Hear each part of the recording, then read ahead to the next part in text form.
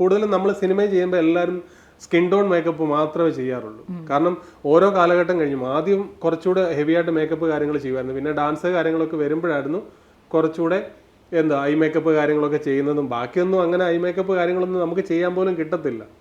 വളരെ skin ടോണറിലുള്ള makeup കാര്യങ്ങളൊക്കെ ആയിരുന്നു ഫസ്റ്റ് ടൈം. പക്ഷേ ക്യാമറയുടെ ഒരു പുതിയ പുതിയ ക്യാമറകൾ വന്നപ്പം, പുതിയ പുതിയ ടെക്നിക്കുകൾ വന്നപ്പോൾ തന്നെ ആ മേക്കപ്പിൻ്റെ സറ്റിൽ വളരെ കുറഞ്ഞു. നമ്മൾ സാധാരണ ചെയ്യുന്ന മേക്കപ്പിനെക്കാട്ടി ഒരുപാട് കുറഞ്ഞു. ചില പടത്തിലൊന്നും പോയി കഴിഞ്ഞാൽ മേക്കപ്പ് പോലും ചെയ്യണ്ട, ക്യാമറ വഴക്ക് പറയും. ചെറിയൊരു മേക്കപ്പ് കാര്യം ഫേസ് എന്തെങ്കിലും ഉണ്ടെങ്കിൽ അന്നേരം പറയും, അത് തുടയ്ക്കാൻ പറയും.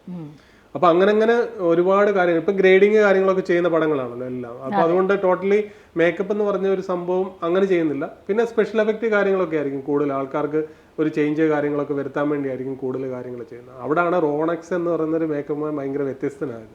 കാരണം ഓരോ ആർട്ടിസ്റ്റുകളെയും പുള്ളിയുടേതായിട്ടുള്ള രീതിയിലാണ് കൂടുതലും കാര്യങ്ങൾ ചെയ്യുന്നത്. ഇപ്പം ചേച്ചിക്ക് തന്നെ അറിയാം. കാരണം റോണയുടെ കൂടി ഞാൻ വർക്ക് ചെയ്യുമ്പോൾ അവരൊരിക്കലും എന്നെ അസിസ്റ്റൻ്റായിട്ടല്ല, നമ്മൾ അവരുടെ കൂടെ തന്നെ വർക്ക് ചെയ്യുന്നത്. അപ്പം നമ്മളൊരു സത്യം പറഞ്ഞ ഒരു ഫാമിലി പോലെ ശരിക്കും ആ സമയത്ത് പോയെന്ന് പറഞ്ഞാൽ നമ്മൾ ചിരിക്കാത്ത സമയമില്ല. എന്തെങ്കിലും ഒരു ചെറിയ കാര്യം ഉണ്ടെങ്കിൽ ചിരിച്ച് മരിക്കുക. അത് ഫുൾ ടൈം അത് തന്നെയായിരുന്നു. എന്തെങ്കിലും പറഞ്ഞ് ചിരിച്ചുകൊണ്ടിരിക്കും.